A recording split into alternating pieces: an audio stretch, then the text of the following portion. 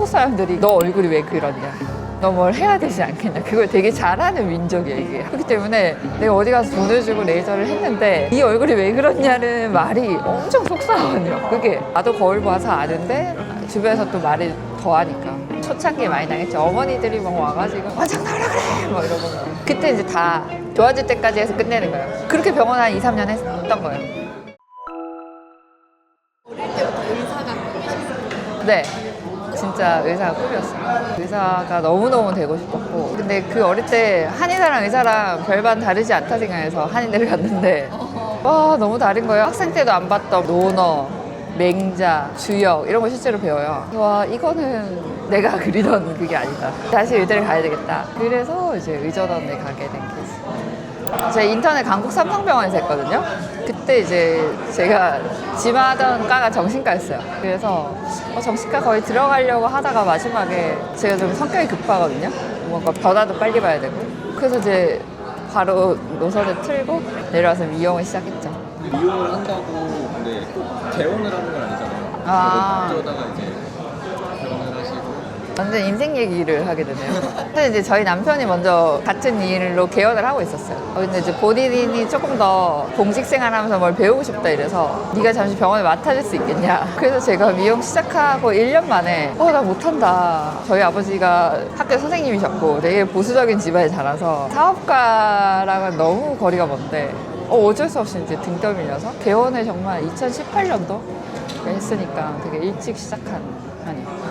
지금 생각하면 무섭죠. 진짜 아무것도 모르는데 개원해서 시행착오가 되게 많았어요. 그래서 그 병원을 나중에 이제 남편이 다시 받아서 하고 제가 이제 여기 서면에 병원을 차렸어요. 보통은 색소는 많이 안 하잖아요. 다른 미용. 맞아요. 근데 이게 저는 너무 감사한 게 남편의 학교 선배님이 계세요. 저희가 사부님이라고 얘기하는데 너무 존경하는 분인데 저희가 바른 길로 가게끔 긴 시간 지금까지도 가르침을 주시는 그분이 미용을 할 거면 색소랑 흉터를 알아야 된다라고 가르치셨고 그분이 되게 힘들게 연마용 기술을 저희가 되게 쉽게 받은 거죠. 저도 누가 그걸 가르쳐주지 않았으면 너무 어렵고 힘드니까 아마 버리는 시술 항목이었을 거예요. 왜 어렵고 힘들어요? 어렵고 힘든 이유가 리스크가 너무 커요. 만약에 필러를 넣으면 보톡스를 넣으면 그 볼륨이 커진다거나 주름이 펴지는 변화가 바로 보이는데 이건 하고 나서 최소한 아무는데 2주가 걸리고 그 다음에 한 번만에 좋아지는 게 아니고 개인차가 너무 크고 그러니까 시술 시간 너무 긴데 좋아진다는 보장이 100%가 안 되는 거예요. 그러니까 리스크가 너무 커서 안 하게 되는 시술. 욕 많이 먹었죠. 그러니까 너무 어려운 거야. 이게 러닝 커브가 너무 길어. 러닝 커브가 너무 길어서 지금도 얘기하기가 되게 어려운데 이 레이저가 너무 종류가 많거든요. 아직도 제가 원장님들한테 저희 이제 뭐 병원에 계시는 원장님들한테 다른 병원에서 2년, 3년 일하셨으니까 오늘 이건 진단이 뭐고 이건 무슨 레이저를 빼실 거예요 하면 선뜻 대답을 못 하세요. 너무 안 되니까. 근데 레이저를 그 중에서 셀렉을 또 해야 되는데 안에서 크기를 또 바꿔야 되거든요. 직경을. 그런 다음에 에너지도 바꿔야 돼요.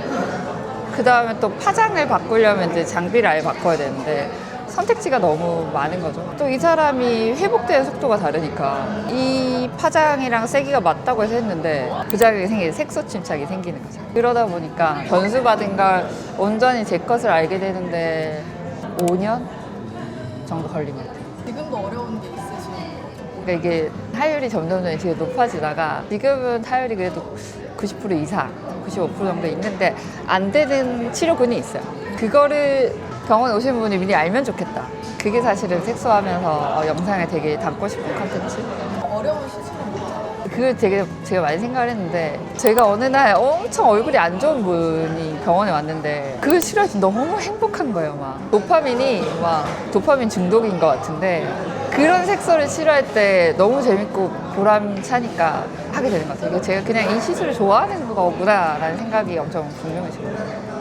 미용을 할 수 있는 건 한계가 너무 분명해요. 근데 사실 더 예뻐지려고 하는 여자들의 욕구를 보면 어쩔 수 없이 수술을 해야 되거든요. 뭔가 이목구비를 바꾸기 위해서. 근데 예쁜 사람이 예뻐져요. 수술은, 성형수술은 그렇게 생각해요. 예쁜 사람이 결국엔 더 예뻐지고 그런 시술인데 색소랑 흉터는 이게 이목구비가 예쁘지 않아도 누구나 깨끗해질 수 있고 누구나 좋은 피부를 받을 수 있어요. 그런 점이 또 되게 저한테는 매력적이에요.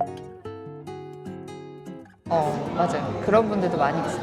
그래서 제가 그거를 다 치료할 수 있다고 설명은 못하지만 그래도 다른 병원에서 치료할 수 없다고 하는데도 치료할 수 있는 방법이 있는 분들이 있거든요. 그게 왜 힘들었는지를 미리 설명을 해줘야 돼요. 근데 오히려 좋은 건 처음 레이저를 하시는 분들보다는 다른 병원에서 레이저를 하다가 결과가 안 좋아진 부분들이 레이저 시술 받을 때 이해하시는 부분이나 받아들이는 것도 높고 그게 제일 커요. 색소는 원래 오래 걸리는 건데 그런 분들이 받아들이는 게 더 쉽죠. 저도 경험을 하지만 이게 시술이 잘못되면 약간 우울감이 밀려와요.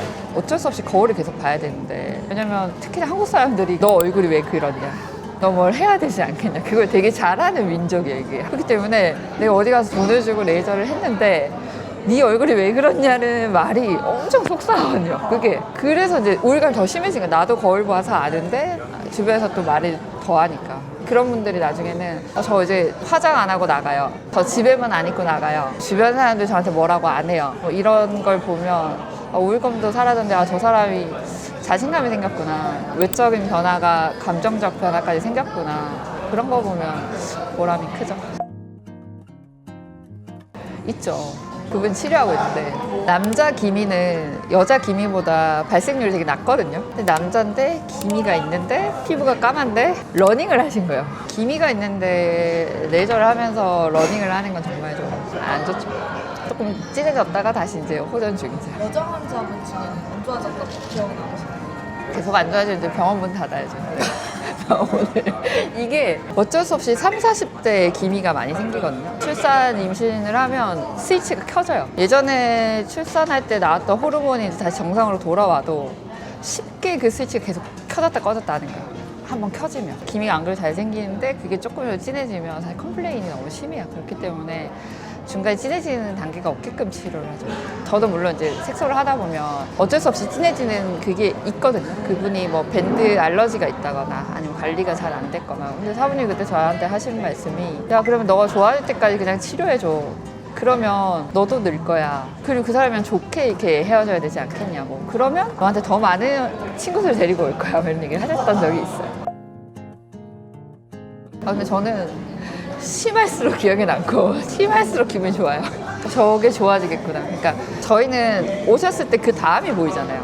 근데 그 변화 폭이 큰 사람. 그 사람이 느끼는 기쁨만큼 내 기쁨도 크겠다라는 게 있으니까. 치료하기 힘든 환자를 다른 병원에서 치료하는 모르겠어요. 저한테 가르쳐 주신 사부님은 다른 병원에서 잘못된 것만 치료하세요. 난치성만 치료하세요. 그렇게 배워서 그런지 저희 남편도 그렇고 저도 그렇고 그게 더 재밌는 것 같아요. 그래서 사실은 원장님들도 더 많이 색소 치료를 하시면 좋겠고 전 너무 슬펐던 게 제가 너무 좋아하는 CO2 장비가 있어요. 그러면 레이저를 하려면 어쩔 수 없이 그걸 써야 되거든요. 그리고 또 업용 장비가 있어요. 피부를 깎아내는. 근데 이 회사들이 장비를 안 만드는 거예요. 망해서 안 팔려서 사라지고 있어요. 실제로. 그러니까 실제로 기술 발전이 이쪽으로만 집중되는 거죠. 왜냐면 리프팅에 다들 열광도 하고 리스크가 없으니까 또 많이 찾고 그리고 또 고가고 하니까 장비가 없다는 거예요. 다시 살려고 했는데 한 대도.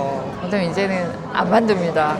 어제 없습니다. 그게 너무 슬프고 그래서 약간 인간문화재처럼 뭐 이게 전승해야 되는 뭐 이런 건가? 이런 생각하죠. 그 장비 레이저 퀄리티가 엄청 좋거든요. 그래서 똑같은 걸로 살려고 했는데 어제 이제 그 장비 안 만듭니다. 찾으시는 분이 없고요. 그냥 프락셀 옆에 달아놨으니까 그걸 사세요. 그러는 거예요. 근데 그거 너무 중요하거든요. 색소인데 진해질 수 있는 위험성이 너무 높다 그랬잖아요. 빔 퀄리티가 너무 중요한 거예요. 자동차에 좋은 오일 넣듯이. 아예 그 레이저 자체가 레이저가 없어요. 병원이 왜냐면 진짜 컴플레인 강도가 무시무시할 정도로 높아요. 왜 진해졌냐? 어떻게 할 거냐? 자다가 이렇게 막 깜짝 일어날 정도로 이제 그 정도까지. 너무 리스크가 커요. 진짜 리스크가 커요. 이제는 그런 경우가 대부분은 밴드 알러지밖에 없어요. 저희 병원은. 근데 이제 제가 처음에 레이저 할 때는 그게 많았겠죠. 막 레이저로 사원이 알려주신 것보다 강하게 한번 해본다든지. 왜냐면 구분도 잘 안 가고 그때는 레이저를 너무 강하게만 하니까 그랬는데 초창기에 많이 당했죠. 어머니들이 막 와가지고 막 장난 아니에요. 원장 나오라 그래! 막 이러고. 그때 이제 다 좋아질 때까지 해서 끝내는 거예요. 그러면 사실 그러면 이제 그렇게 병원 한 2, 3년 했던 거예요. 그분들은 다 좋아질 수 있어요? 왜? 다 좋아지 끝내. 그분들이 충성 고객이 돼서 더 많이 소개해 주세요. 진짜로. 그 나중에는 막 그분들이랑 막 껴안고 막 아들 뭐 면접 본 얘기, 결혼하는 얘기 뭐 이런 얘기하고. 근데 색소도 그렇고 미용은 그냥 요즘 학회 가면 제조사에서도 그렇게 얘기하고 원장님들도 그런 얘기 하시거든요. 100세 시대가 됐고 너무 좋은 기술이 너무 많이 나왔고 이 사람들은 끊임없이 이걸 좋게 유지하려고 할 건데 그러려면 우리는 이 사람이 안전하게 좋아지게끔 하는 책임이 있지 않냐. 슬로우 에이징이라고 외치면 그 슬로건 안에 우리가 가져야 되는 책임이 되게 많지 않냐 이런 얘기 하시거든요. 처음부터 확 생긴 게 아니고 한 개 생기고 두 개 생기고 방치하다가 처음 오시는 분들은 스트레스 강도가 높진 않아요. 근데 레이저를 했는데 안 좋아진 분들은 좀 스트레스 강도가 좀 높죠. 되게 많이 우울해져 있어요. 치료를 했는데 안 좋아졌기 때문에 다시 치료를 한다고 좋아질 수 있을까? 라는 생각이 더 있기 때문에 그런 분들이 더 우울감도 많이 빠져있죠. 제가 이 업을 하면서 절대 다른 병원 얘기는 하지 말자라는 그게 있기는 한데 근데 그거는 좀 짚고 넘어가긴 해야 돼요. 항상 원장님들이 저희 병원에 오시면 환자들한테 이 레이저를 선택하는 프로그램이 없거든요. 색소를 빼면 그냥 저희가 알아서 복합 레이저를 쓰니까 그래서 색소를 뺄 때 그 전에 후관리를 하느냐 후관리 없이 그냥 색소만 빼느냐 이렇게 그냥 프로그램이 있어요. 그러니까 사실 의사가 레이저를 그냥 알아서 복합적으로 쓰는 거고 화장을 알아서 쓰는 거니까 그런데 되게 생각할 수 없는 거죠. 한 가지 장비를 환자가 선택을 하고 우리도 너무 레이저가 많이 나와서 어려운데 그 안에서 파장을 다 바꾸고 세기를 다 바꿔야 되는데 의학적 지식이 없는 사람이 레이저를 선택을 하고 그래서 그거를 의사는 정해진 값으로 치료를 한다는 게 되게 무서운 일이죠. 그렇기 때문에 무서운 일이니까 정해진 값만 쓰는 거예요. 적용 없는 거. 그쵸. 대신에 효과도 없는 값. 그렇게 할 수밖에 없죠. 왜냐면 컴플레인 강도가 필러에서 입술이 잠깐 이렇게 되는 거는 그들도 알아요. 녹이면 없어지는 거다. 근데 이건 색소는 진해지면 없애는데 오랜 시간이 걸리겠구나. 그 컴플레인 강도가 엄청 세거든요. 그러니까 정해진 값을 쓸 수밖에 없어요. 이거 어깨에 너무 큰 얘기를 하는 건가? 근데 이제 그것도 있어요. 저희는 사실 실장님들이 상담을 하는 병원이긴 해요. 근데 대신에 뭘 선택하지 않게끔 해놨어요. 그러니까 뭐 스킨 부스터를 고르거나 필러를 수입산이나 국산이나 가격을 선택하게끔 되어 있지. 색소 프로그램 안에서는 그냥 아까 말씀드린 대로 투관리를 하냐 안 하냐. 그다음에 흉터도 다 복합 레이저예요. 그냥 저희가 알아서 그냥 거기서 들여서 선택을 해요. 뭐 너네가 상담 실장이 상담하자 이렇게 얘기를 했을 때 사실 하는 병원이니까 피해갈 수는 없는데 그래도 일단은 프로그램 안에서 저희가 선택을 하니까. 이게 자연스럽다는 말이 그냥 나랑 잘 어울린다는 말인 것 같아요. 근데 그게 변화가 없으면 사실은 안 좋아하세요. 아무리 자연스러워도 그냥 나랑 어울리지 않게 너무 과하지 않았으면 한다는 바람이지 변화가 없는 건 또 더 싫어하시거든요. 무조건 예뻐져야 되고 무조건 좋아져야 되고 근데 그게 나랑 잘 어울려야 되는 거예요. 자연스럽다고 했는데 변화가 없는 거? 그거는 사실은 자연스러운 시술을 할 수 있을까? 라는 생각을 했어요. 근데 사실 이 잘 어울린다는 걸 시술 많이 받아보신 분들이 제일 잘 알아요. 오히려.